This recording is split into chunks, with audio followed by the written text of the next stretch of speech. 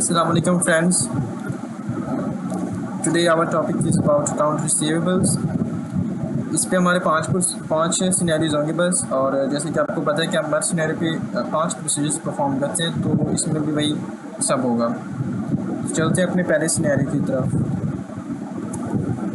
पहला सिनेरियो है कि कंफर्मेशन भेजते हैं तो वो उसका रिप्लाई नहीं आता। देखिए इधर जैसे मैं फिर से आज एक्सप्लेन कर दूँ, क्योंकि सिनेरियो का बस वो एक टाइटल सा लिखा होगा कि इस तरह का सिनेरियो है। आई के आपके पेपर में ये पूरा उन्होंने एक्सप्लेन किया होगा, 3-4 लाइन्स में लिखा होगा, तो उधर आपको ये पता चल जाएगा कि ये कौन सा वाला सिनेरियो है।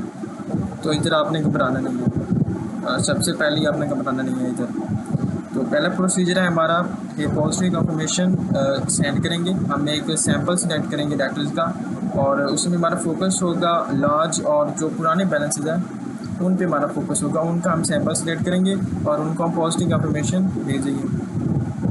अगर तो हमें वो रिस्पॉन्स नहीं कर रहे हैं तो हम उनको फॉलो अप भेजेंगे, फिर से उनको रिक्वेस्ट भेजेंगे कि यार ये हमें कंफर्म करके दो। अगर फिर भी नहीं वो दे रहे, इतने गूंगे पैर हुए बैठे हैं, तो अब हम अल्टरनेटिव प्रोसीजर्स परफॉर्म करेंगे। सब्सिक्वेंट कैश रिसीट्स वगैरह देखेंगे।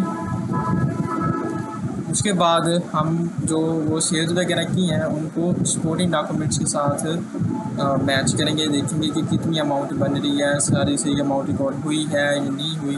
तो सपोर्टिंग डॉक्यूमेंट्स में ये सेल्स इनवॉइसेस, डिलीवरी नोट्स और परचेज ऑर्डर्स आते हैं। अगर तो हमें कोई डिस्क्रिपेंसीज मिली हैं, जो डाटा ने बैलेंस कंफर्म किया है और जो मैनेजमेंट ने रिकॉर्ड किया हुआ है, तो हम उन डिफरेंसेस को इन्वेस्टिगेट करेंगे, उनको रिजॉल्व करेंगे, उन पर कंक्लूजन देंगे। जो दूसरा हमारा सिनेरियो है वो है कि ओवर स्टेटेड या फिक्शियस रिसीवेबल्स, मतलब सेल्स हमने ज़्यादा रिकॉर्ड की है रिसीवेबल्स को ज़्यादा करने के लिए। तो इस पर जो पहला प्रोसीजर होगा कि हम एक एडिटर सैंपल लेगा इनवॉइसेस का और डिस्पैच नोट के साथ उसको मैच करेगा,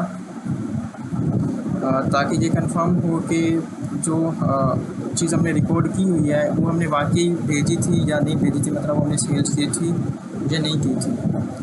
दूसरा प्रोसीजर में मैनुअल जर्नल एंट्रीज़ का रिव्यू करेंगे।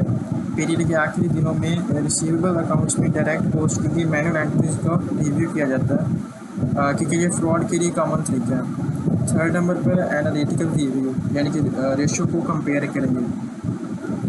रिसीवेबल टर्नओवर की रेशो और डेज सेल्स आउटस्टैंडिंग रेशो, इस चीज़ को हम कंपेयर करेंगे पिछले सालों के साथ, और इंडस्ट्री में जो रेशो चल रही है रेडीमेड इंडस्ट्री में उसके साथ हम कंपेयर करेंगे। देखेंगे कि अगर कोई स्पाइक्स आ रही हैं या नहीं आ रही, मतलब कि ऊपर नीचे वो रेशो ज़्यादा है ऊपर नीचे है, तो हम वो देखेंगे कि ऐसा क्यों है।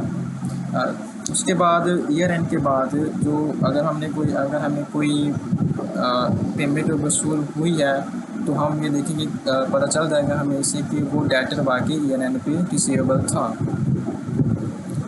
एंड पे ईयर एंड के आसपास की हुई सेल्स को देखें, ताकि कंफर्म हो सके कि वो उसी अकाउंटिंग पीरियड में रिकॉर्ड हुई है या नहीं हुई, मतलब हम सेल्स के कट ऑफ टेस्ट परफॉर्म करेंगे ईयर एंड पे। Scenario number 3, cut off errors in sales. अगले पीरियड की सेल्स इसमें रिकॉर्ड हो गई, इसकी अगले पीरियड में रिकॉर्ड होगी, वैसे ही इस पीरियड की तो अगले पीरियड में नहीं रिकॉर्ड होती, पर चांसेस।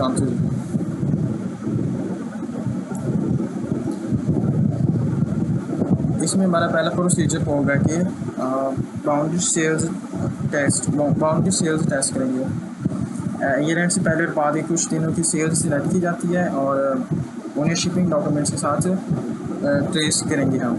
दूसरे नंबर पे इनवॉइस, डिलीवरी और रिकॉग्निशन डेट्स कंपेयर करेंगे। एडिटर चेक करेगा कि इनवॉइस डेट, डिलीवरी डेट और जिस डेट पे रेवेन्यू रिकॉर्ड हुआ है वो कंसिस्टेंट है या नहीं है। सेल्स रिटर्न क्रेडिट नोट्स को रिव्यू करेंगे। ईयर एंड के करीब इशू होने वाले क्रेडिट नोट्स को रिव्यू करेंगे, ताकि ये भी पता चल सके कि जो सेल्स हमें रिटर्न हुई है वो भी किस पीरियड की थी, और हम उनको उस पीरियड में रिकॉर्ड कर लेंगे।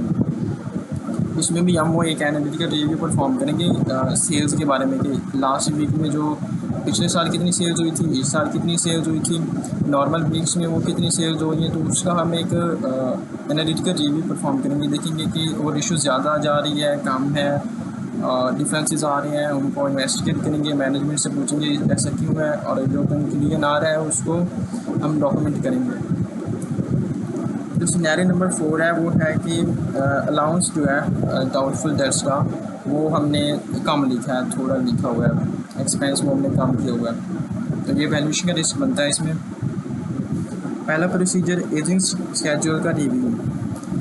एडिटर जो है वो रिसीवेबल्स की एजिंग शेड्यूल जो मंगवाएगा और देखेगा कि कौन सी बेंचेज बहुत देर से बकाया हैं उन पर, क्योंकि वो ज़्यादा रिस्क होता है कि अब ये पता नहीं आएंगे भी या नहीं आएंगे। मैनेजमेंट की जो असेसमेंट है उसको इवैल्यूएट करेंगे, जो उसने असम्पशंस यूज़ की हुई हैं उनको इवैल्यूएट करेंगे। सब्सिक्वेंट कलेक्शंस देखेंगे ताकि हमें ये पता चल सके कि ये जो डेटा है ना ये वाकई रिकवरेबल है, हम इसको रिकवर कर सकते हैं। जो ईयर एंड के बाद मतलब पेमेंट्स हमें वसूल होती है ना, तो उससे हमें पता चल जाएगा कि ये डेटा वाकई इसकी रिकवरेबिलिटी थी या नहीं थी। उस हिसाब से फिर हम अपनी जो अलाउंस है उसका एस्टीमेट वो चेंज भी कर सकते हैं। 4th नंबर पे कस्टमर क्रेडिट हेल्थ का रिव्यू करेंगे कि देखेंगे कि या कस्टमर पैसे वापस कर भी सकता है या नहीं कर सकता, उसका वो हम चेक करेंगे, उसकी क्रेडिबिलिटी को चेक करेंगे हम। 5th नंबर पे उस अलाउंस को हम रिकैलकुलेट करेंगे, रिकम्प्यूट करेंगे, वैल्यूएशन परफॉर्म करेंगे इसको। अब जो लास्ट सिनेरियो वो है हमारा रिलेटेड पार्टी रिसीवेबल्स, मतलब हमने रिलेटेड पार्टी को कोई सेल किया है और उसको हमने रिसीवेबल्स में नहीं लिखा, डिस्क्लोजर नहीं दिया, उसका कोई इस तरह का कोई मसला बन गया, तो अब हम इस पर प्रोसीजर परफॉर्म करेंगे। जो हमारा पहला प्रोसीजर है वो ये है कि रिलेटेड पार्टी लिस्ट ऑब्टेन करेंगे हम मैनेजमेंट से, और उसको जो रिसीवेबल लेजर है हमारा, मतलब कि जो डेटर का लेजर है जहाँ पे हमारा डेटा बैलेंस सारा सारा शो हो रहा होता है, एंट्रीज वगैरह जा रहे होते हैं लेजर में, तो उसके साथ हम कंपेयर करेंगे कि हमने रिलेटेड पार्टी को कोई सेल की है नहीं की, वो देखेंगे।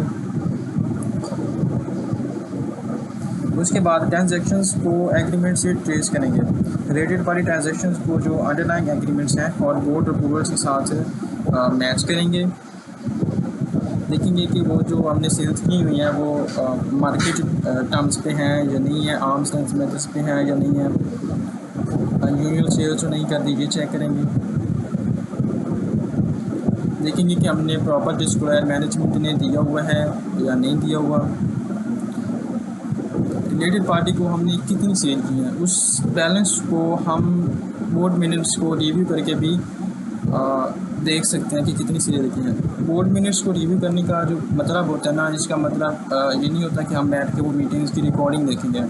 देखो जो बोर्ड मिनट्स होते हैं ना वो रिटर्न फॉर्म में होते हैं, कंपनी का एक ऑफिशियल होगा, वो जो मीटिंग में जो भी बातें की होगी ना, जिस बंदे ने की होगी, जो भी बोला होगा वो उनको रिटर्न फॉर्म में लिख देगा, एक एविडेंस के तौर पर रहेगा, और एडिटर जो होगा वो उनको पढ़ेगा। फिर हमें वहाँ से पता चल जाएगा कि कितनी अमाउंट मतलब रिसीवेबल पे अगर कोई डिबेट हुई है नहीं हुई तो वो पता चल जाएगा कितनी अमाउंट पे हुई है और किस रिलेटेड पार्टी को सेल की थी, ये सब। बाकी यार जो एक्स्ट्रा प्रोसीजर अगर आपने लिखने हैं तो आप वो अपने जो टीचर्स हैं ना उनकी बुक्स से कुछ जनरल प्रोसीजर्स भी देख सकते हो, दो तीन हर सिनेरियो में फिट हो जाते हैं। इसलिए डिस्क्लोजर वाला फिट हो जाता है, करंट नॉन करंट वाला फिट हो जाता है कि और भी 2-3 प्रोसीजर्स आपके ना फिट हो जाते हैं। कन्फर्मेशन वाला फिट हो जाता है, हम रिलेटेड पार्टी को कन्फर्मेशन भी सेंड कर सकते हैं, और उसके बाद करस्पॉन्डेंस की कंपनी और रिलेटेड पार्टी में क्या क्या करस्पॉन्डेंस हुई है वो देख सकते हैं, उसको रिव्यू कर सकते हैं। करस्पॉन्डेंस मतलब जो बातें की हुई हैं कंपनी ने और रिलेटेड पार्टी ने आपस में कुछ जो बातें की हुई हैं सेल्स वगैरह और पैसे वगैरह को लेकर, वो होते हैं करस्पॉन्डेंस, उसको हम रिव्यू करेंगे। तो इस तरह के ना कुछ प्रोसीजर्स आप लोग लिख सकते हो, ईजी होते हैं, प्रोसीजर्स मुश्किल नहीं है कोई। उम्मीद करता हूँ आपको अच्छी समझ आ गई होगी। अल्लाह हाफिज़, कल हम पेपर पे बनाएंगे।